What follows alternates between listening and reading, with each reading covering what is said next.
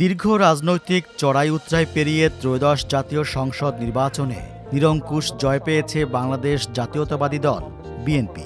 ২০২৪ সালের গণঅভ্যুত্থান পরবর্তী এই প্রথম সাধারণ নির্বাচনে বিপুল জনসমর্থন নিয়ে রাষ্ট্রীয় ক্ষমতায় ফিরছে দলটি। দেশের এই ঐতিহাসিক রাজনৈতিক পটপরিবর্তনের সমর্থকদের মাঝে বইছে আনন্দের জোয়ার। গণতন্ত্রের পুনঃপ্রতিষ্ঠা আর সুশাসনের নতুন অঙ্গীকার নিয়ে একটি সমৃদ্ধ বাংলাদেশ গড়ে তোলার প্রত্যাশায় এখন বুক বাঁধছেন কোটি মানুষ। ১৪ ফেব্রুয়ারি নির্বাচন কমিশন নির্বাচিত সংসদ সদস্যদের গেজেট প্রকাশ করেছে, যা নির্বাচনী প্রক্রিয়ায় চূড়ান্ত আনুষ্ঠানিক ধাপ। নির্বাচনে মধ্য ডানপন্থী বিএনপির নেতৃত্বাধীন জোট ২৯৯ আসনের মধ্যে ২১২টিতে জিতেছে। অন্যদিকে তাদের প্রধান প্রতিদ্বন্দ্বী ও দেশের বৃহত্তম ধর্মভিত্তিক দল বাংলাদেশ জামায়াতে ইসলামীর নেতৃত্বাধীন জোট পেয়েছে ৭৭টি আসন।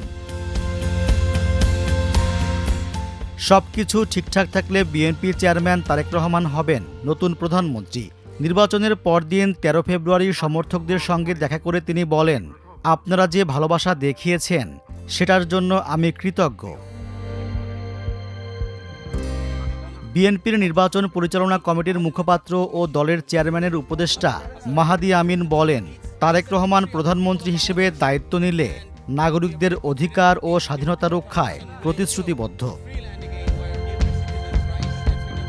১৭ বছরের দমনপীড়ন, মামলা হামলা আর দুঃসহ স্মৃতি পেছনে ফেলে নির্বাচনের এই জয়কে এক নতুন দিগন্তের সূচনা হিসেবে দেখছেন বিএনপির নেতাকর্মীরা। বিজয় উল্লাসের মাঝেও অনেকের চোখে ভেসে উঠছে বিগত ১.৫ দশকের ত্যাগের চিত্র, যা তাদের প্রতিনিয়ত শিহরিত করে তুলেছে।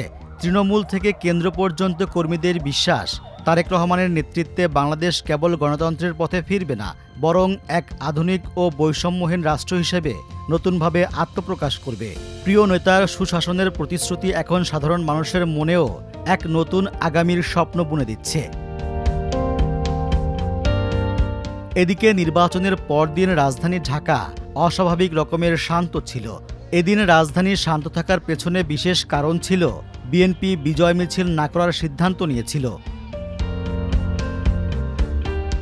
আটলান্টিক কাউন্সিলের দক্ষিণ এশিয়া বিষয়ক জ্যেষ্ঠ ফেলো মাইকেল কুগেলম্যান আল জাজিরাকে বলেন, বিএনপির এ জয় ২০২৪ সালের গণঅভ্যুত্থানের পর দেশে পরিবর্তনের রাজনীতির যে জোয়ার সৃষ্টি করেছিল তার জন্য একটি ধাক্কা। তিনি আরও ব্যাখ্যা করেছেন, বিএনপি পরিবারতান্ত্রিক এবং দীর্ঘদিন ধরে দুর্নীতির অভিযোগে জর্জরিত।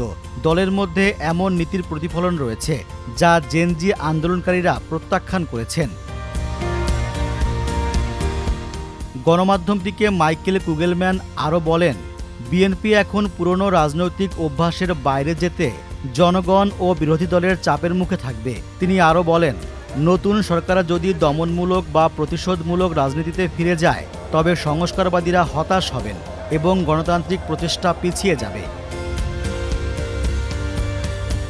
বাংলাদেশের এবারের নির্বাচনের ফলাফল সামগ্রিকভাবে পুরো অঞ্চলের জন্য তুলনামূলকভাবে কম টানাপোড়েন সৃষ্টি করবে বলে ধারণা করা হচ্ছে। পাকিস্তান সম্ভবত জামায়াতের জয় বেশি পছন্দ করত, কারণ ইসলামাবাদের সঙ্গে দলটির ঐতিহাসিক সংযোগ রয়েছে। তবে কুগেলম্যানের মতে পাকিস্তান ও চীন উভয়ে বিএনপির সঙ্গে সুসম্পর্ক রাখে, তবে ভারত বিএনপিকে জামায়াতের চেয়ে অনেক বেশি পছন্দ করে।